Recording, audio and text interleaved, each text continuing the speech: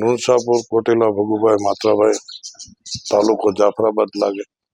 અને આ ઘોડી આપણે લાઈનના ઘોડાનો અત્યારે ભણભાઈ ક્રેઝ બહુ છે, એટલે અમે ઘોડી ગોતતા હતા. 15 દિવસ આટા માર્યા તો રાજસ્થાનથી આપણને ઘોડી મળી. અને આ દેવલી લાઈન બોલાય. અને આનો બાપ જે છે હાજર છે, દેવ નામનો, અને આમનું નામ દેવપરી છે. અને પ્રેગ્નેન્ટ હતી, સુલતાન ઘોડાથી પ્રેગ્નેન્ટ હતી. અમદાવાદ સિકંદરભાઈના ફાર્મમાં ઊભો છે સુલતાન, એનો બચ્ચો આવ્યો અત્યારે.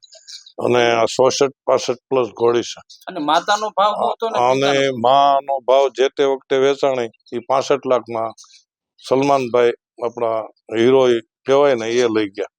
અને આના બાપો છે એ તો અમદાવાદમાં ઉભો છે, રબારીભાઈ પણ. શું ભાવ? એ 10 કરોડમાં આવ્યો મહેસાણાથી.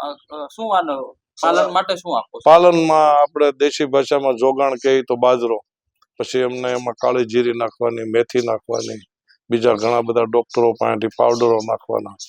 પછી આપણે લીલું ખડમાં કહીએ તો ઝીંઝવો, ઝાડનો સારો અથવા ગદપ રજકો બોલાય, એ પણ નખાય.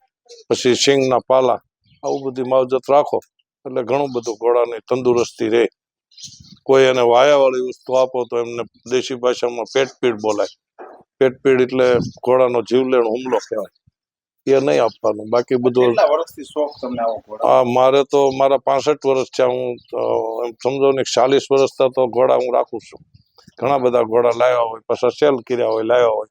કોઈ દી અમારો ખીલો ઘોડા વગર નથી રહ્યો. મારા બાપુ પણ ઘોડા રાખતા, એમના બાપુ ઓગળ બાપુ એ ઘોડા રાખતા. અને એ વખતે તો ઘોડાનું બહુ માન હતું. હું કામ ગામડે જાતા જ ઘોડા લઈ. હવે તો આને બધાને પાલન કરવાનું. અને પ્રેગ્નેન્ટ હોય, બચ્ચું આવે, બચ્ચું વેચો તો આપણા 12 મહિનાના ખર્ચા નીકળે ખેડૂતના. અને અમારે નીણપુળા, લીલું બાજરો બધું ઘરનું હોય, એટલે કોઈ વેચાતું તો લેવાનું જ નહીં. હજુ સુધી તમે અમારી ચેનલને સબસ્ક્રાઇબ નથી કરી તો અત્યારે જ ન્યૂઝરૂમ ગુજરાતને સબસ્ક્રાઇબ કરો.